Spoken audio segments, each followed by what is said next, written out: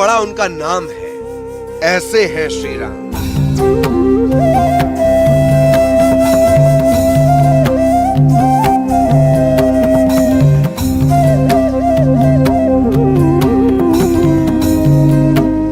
जिनमें रा विश्ववाचक है और मां में ईश्वर समाये हैं। ऐसे हैं श्री राम। जाने कितनों की सरकारें अपने नाम के उपयोग मात्र से बनवा दी, पर जिद्दी हुए तो खुद सरकार हो गए। ऐसे हैं श्री राम।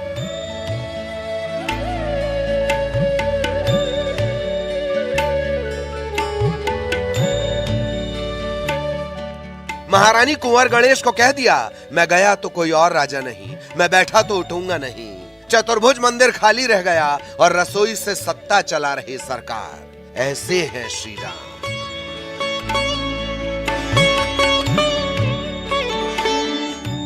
पूरी दुनिया में सिर्फ यहां श्री राम को दी जाती है सलामी, गार्ड ऑफ ऑनर, जो कभी कभार ही वीआईपी वीवीआईपी को नसीब होता है। नफरी, सैल्यूट, गन सैल्यूट की कसौटियों से इतर 5 बार दी जाती है। राजा राम सरकार को सलामी 5 बार सुनाई देता है। कंधे शस्त्र।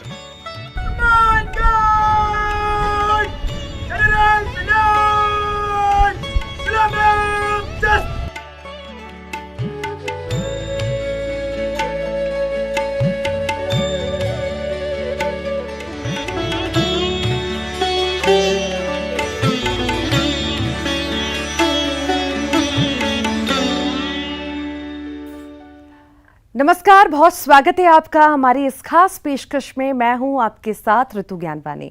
वैसे तो दशरथ नंदन श्री राम को पूरी दुनिया में भगवान के रूप में ही पूजा जाता है, लेकिन एक ऐसी भी जगह है जहां श्री राम को भगवान नहीं बल्कि राजा के रूप में पूजा जाता है। मध्य प्रदेश का ओरछा, जिसकी पहचान भगवान राम नहीं बल्कि राजा राम की नगरी से है, क्योंकि ओरछा पूरी दुनिया का एकमात्र ऐसा मंदिर है जहां भगवान श्री राम को राजा के रूप में पूजा जाता है। दरअसल यहां की रानी कुंवर गणेश संवत 1631 ईस्वी में पुष्य नक्षत्र में अयोध्या से ओरछा पैदल चलकर प्रभु श्री राम को लाई और इसके बाद यहाँ के राजा मधुकर शाह ने अपना राजपाट सब त्याग कर श्री राम का राज्याभिषेक कर दिया था और तब से लेकर आज तक ओरछा को राजा राम की नगरी के रूप में ही जाना जाता है और यहाँ के राजा राम की पूजा की जाती है। तो आइए आपको सबसे पहले बताते हैं अयोध्या के लाल श्री राम की ओरछा के राजा बनने की कहानी इस रिपोर्ट के जरिए।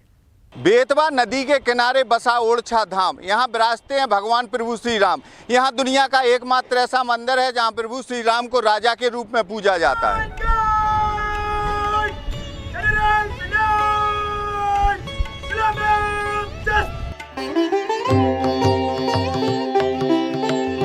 स्टेट समय में कभी बुंदेलखंड की राजधानी ओरछा हुआ करती थी। यहाँ के राजा मधुकर शाह और रानी कुमार गणेश थी, जो पुष्य नक्षत्र में अयोध्या से भगवान श्री राम को पैदल चलकर ओरछा लाए थे। जिसके बाद राजा मधुकर शाह ने अपना राजपाट छोड़कर भगवान श्री राम को अपनी सत्ता सौंप दी थी और उनका राज्याभिषेक करा दिया था।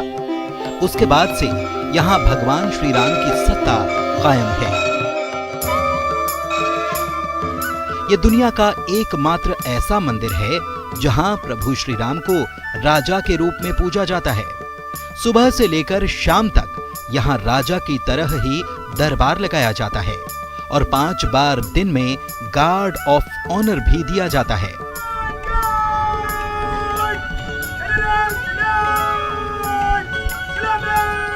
दरअसल ओरछा में आपको धार्मिक, पर्यटक और ऐतिहासिक तीनों चीजों का समावेश एक साथ दिखाई देगा। ये एक ऐसा स्थान है जहां भगवान स्वयं पैदल चलकर अयोध्या से ओरछा आए और यहां आकर राज्य संचालित किया। संवत 1631 ईस्वी में राम यहां आए थे। बताते हैं कि राजा मधुकर शाह कृष्ण भक्त थे और रानी राम भक्त। रानी और राजा में एक दिन उनकी भक्ति को लेकर तकरार हुई। राजा ने रानी से कहा कि अगर राम की आप इतनी बड़ी भक्त हैं तो अयोध्या से भगवान प्रभु श्री राम को ओरछा लाकर बताओ।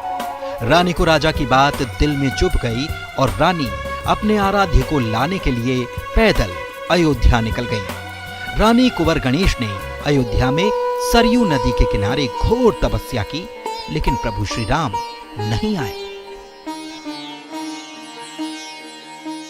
12 साल के बाद ऐसा लगा कि अब हमें असफलता मिलती है, तो रानी ने सरयू में प्राण त्यागने की कोशिश करी।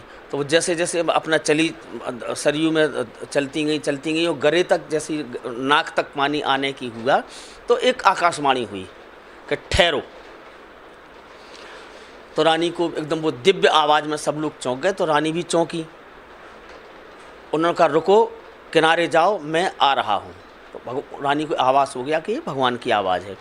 तो जब वो रानी सरयू तट के किनारे पर पहुँची, तो एक बालक, छोटा सा बालक रूप में भगवान आए और उन्होंने कहा कि देखो, मैं ये हूँ, भगवान राम हूँ, और आपकी जो है तपस्या पूरी हुई, अब आप जाओ। तो उन्होंने कहा नहीं, आपको हमारे साथ चलना पड़ेगा, क्योंकि हम राजा को तो तभी मुंह दिखा पाएंगे जब आप हम उन्हें साक्षात चल पाएंगे। तो उन्होंने भी बहुत जिद की कि काय को देखो यहीं हो गए। राजा को भी पता चल गया, सारी प्रजा को भी मालूम हो गया कि आपको दर्शन हो गए हमारे। रानी तब भी जिद पे अड़ गई। तो उन्होंने कहा कि फिर हम 3 शर्तें हमारी हैं, हम ओरछा चलते हैं, हमारी 3 शर्तें हैं।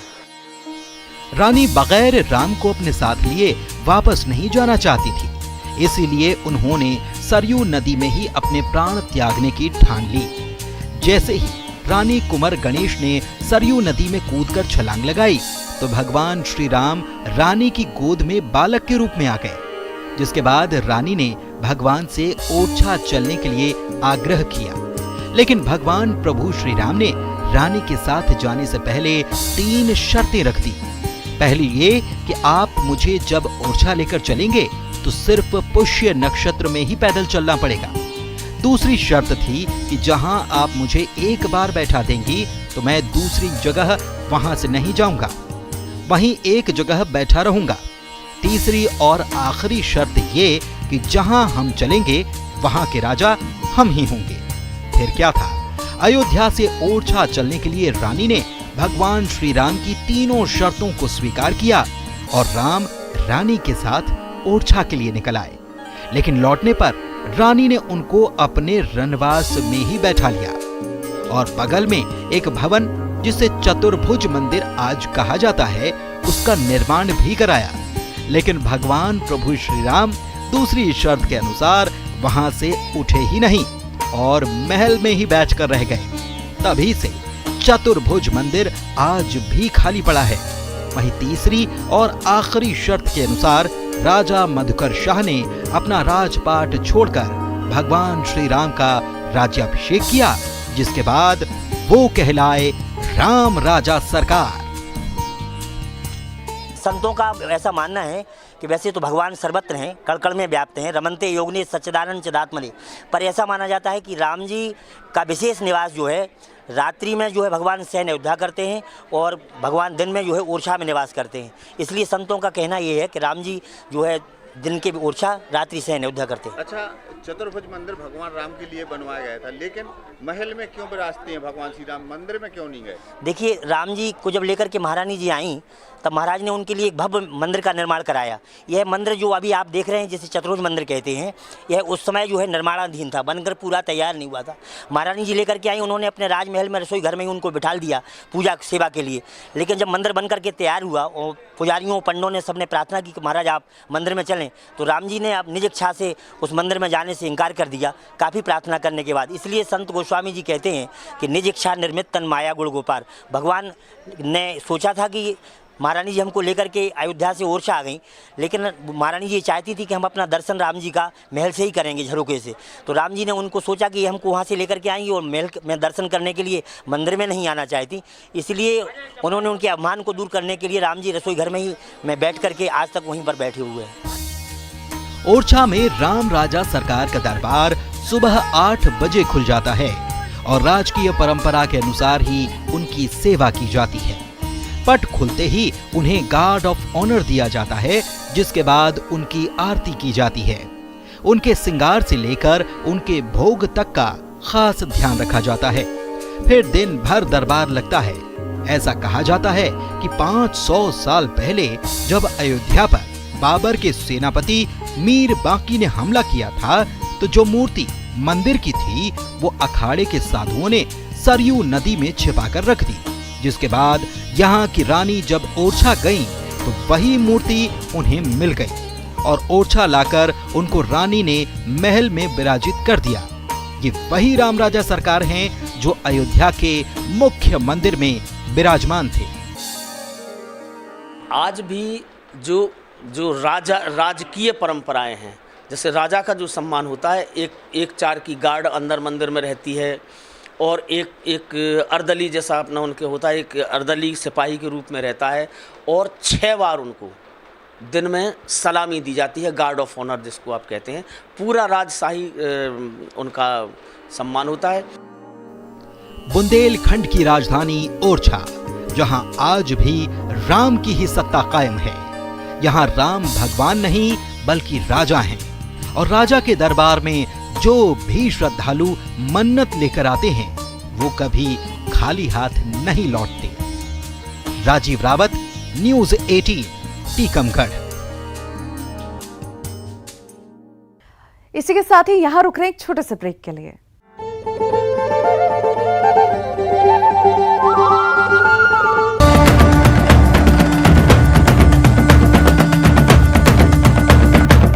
कहते हैं प्रभु श्री राम के 2 निवास हैं, एक अयोध्या और दूसरा ओरछा।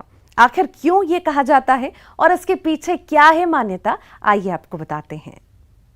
ओरछा दुनिया का एकमात्र ऐसा मंदिर है जहां भगवान प्रभु श्री राम को राजा के रूप में पूजा जाता है। यहाँ मंदिर में नहीं, महल में विराजते हैं प्रभु श्री राम। भगवान राम के लिए चतुर्भुज मंदिर का भव्य निर्माण कराया गया था, लेकिन इसके बाद भी भगवान राम यहाँ से नहीं हिले और आज भी इसी महल में विराजे हैं।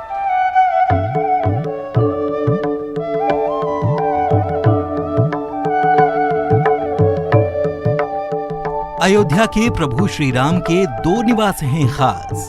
दिवस ओरछा बसत है, शयन अयोध्यावास। जी हाँ, यानी श्री राम के 2 निवास हैं, जिनमें एक ओरछा है जहाँ प्रभु श्री राम राजा के रूप में विराजे हैं और राज करते हैं, तो वहीं शयन यानी आराम करने वे अयोध्या पहुंच जाते हैं। लेकिन दिन में जब राम राजा सरकार ओरछा में राज कर रहे होते हैं तो उनके ठाट बाट भी राजा की तरह ही होते हैं। सुबह से दरबार सजाने की तैयारी के साथ ही गार्ड ऑफ ऑनर देने तक सारी व्यवस्थाएं पहले ही पूरी कर ली जाती हैं, ठीक वैसे ही जैसे किसी राजा के दरबार में होता है।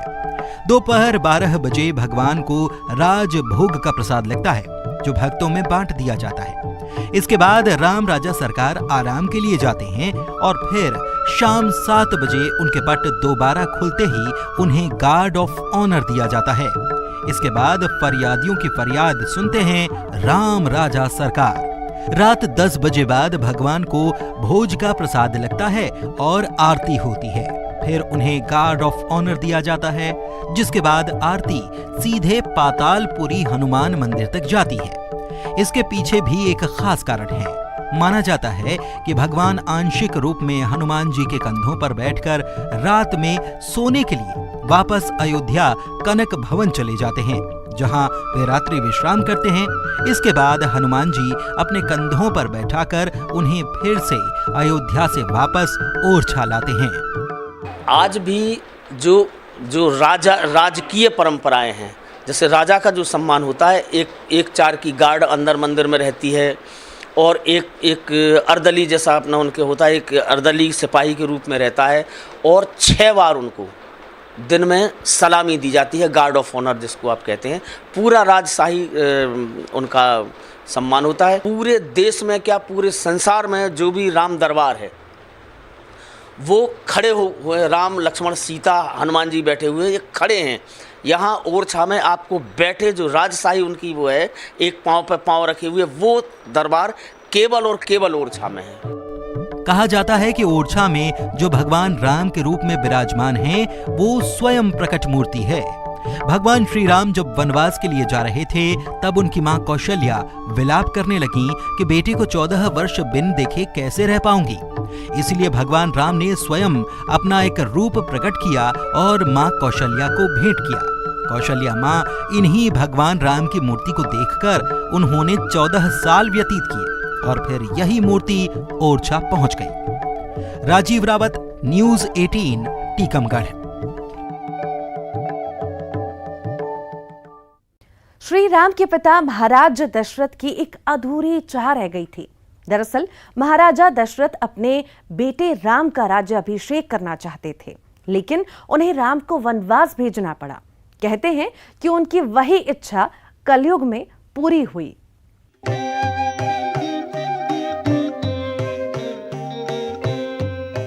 बुंदेलखंड हमेशा से ही धार्मिक क्षेत्र रहा है। यहाँ के राजा बड़े ही धर्म प्रेमी रहे हैं। ओरछा के राजा मधुकर शाह और उनकी रानी कुंवर गणेश भगवान श्री राम के बड़े उपासक थे। भगवान श्री राम का इन्होंने राज्याभिषेक किया और ओरछा की राजगद्दी प्रभु श्री राम को सौंप दी, जिसके बाद यहाँ राम की सत्ता चलने लगी। कहा जाता है कि महाराजा दशरथ अपने ज्येष्ठ पुत्र प्रभु श्री राम का राज्याभिषेक करना चाहते थे, लेकिन कैकेयी के वरदान के कारण उन्होंने राम का राज्याभिषेक तो नहीं किया और वनवास के लिए भेज दिया, जिसके बाद उन्होंने राम के वियोग में अपने प्राण त्याग दिए। महाराज दशरथ की अधूरी चाह रह गई थी, इसीलिए कहा जाता है कि ओरछा के राजा मधुकर शाह दशरथ का ही रूप थे और यहाँ की रानी कुंवर गणेश मां कौशल्या का रूप थी, जिन्होंने उनका राज्याभिषेक किया। कौशल्या जी को उन्होंने अपने कक्ष में जाके कहा कि एक मूर्ति उन्होंने बनाई, अपनी शक्ति से एक मूर्ति बनाई, प्रकट की है कि माँ ये मूर्ति आपसे हमारे तरह ही बात करेगी, हमारी कमी आपको पूरी करेगी, ये कि हम आपके पास हैं या नहीं हैं। तो कौशल्या जी उस मूर्ति से बातचीत करते थे और वह मूर्ति उनके भगवान राम का स्वयं आभास कौशल्या जी को देती थी। जब भगवान वन से वापस आ गए तो वो उस मूर्ति को सरयू में प्रवाहित कर दिया गया था।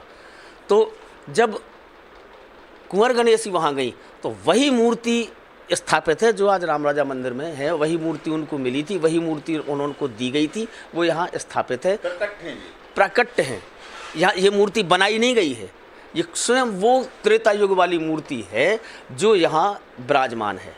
ओरछा की रानी कुंवर गणेश जब भगवान प्रभु श्री राम को अयोध्या से लेकर ओरछा आई थी, तब उन्हें अपनी शर्त रखी थी कि एक जगह जहां हमें बैठाल दोगी फिर हम वहां से नहीं हिलेंगे। तो यहां के राजा मधुकर शाह ने राम राजा सरकार के लिए भव्य चतुर्भुज मंदिर का निर्माण कराया था, लेकिन वह अपनी शर्त के अनुसार नहीं उठे और यह मंदिर आज भी अधूरा और खाली पड़ा हुआ है।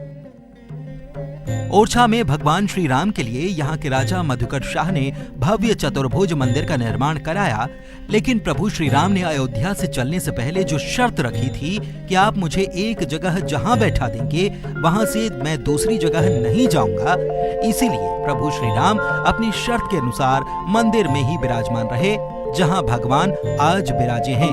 हालांकि वो मंदिर नहीं, महल है। ये कभी रानी का रनवास हुआ करता था, इसीलिए राम का दरबार मंदिर में नहीं महल में लगता है।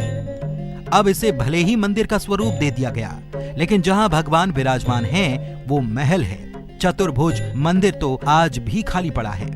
प्रभु श्री राम यहाँ भगवान नहीं बल्कि एक राजा के रूप में विराजमान हैं। इसीलिए जो भी भक्त यहाँ आता है उसे बड़े अदब से ही राजा के दरबार में जाना होता है। बहुत आनंद आ रहा है, बिल्कुल वृंदावन जैसा ही फील हो रहा है और गंगा जी में नहाना भी ऐसा लग रहा है जैसे हम यमुना जी में ही नहा रहे हों। जैसे हमारे जयपुर में हमारे गोविंद देव जी हैं, वो भी वहाँ के राजा के रूप में विराजमान है और यहाँ पर आके लगा तो देखो जैसे गोविंद देव जी के दर्शन यहाँ पर हो रहे हैं और गोविंद देव जी के दर्शन करेंगे तो ऐसा लगेगा जैसे राम राजा सरकार के दर्शन हो रहे हैं। ऐसा अद्भुत आनंद यहाँ पर हो रहा है। भगवान श्री राम की कथा बड़ी निराली है। अयोध्या में जहां भगवान श्री राम के लिए भव्य मंदिर का निर्माण किया जा रहा है, तो ओरछा में प्रभु श्री राम अधिपति के रूप में विराजे हैं। राजीव रावत, न्यूज 18, टीकमगढ़।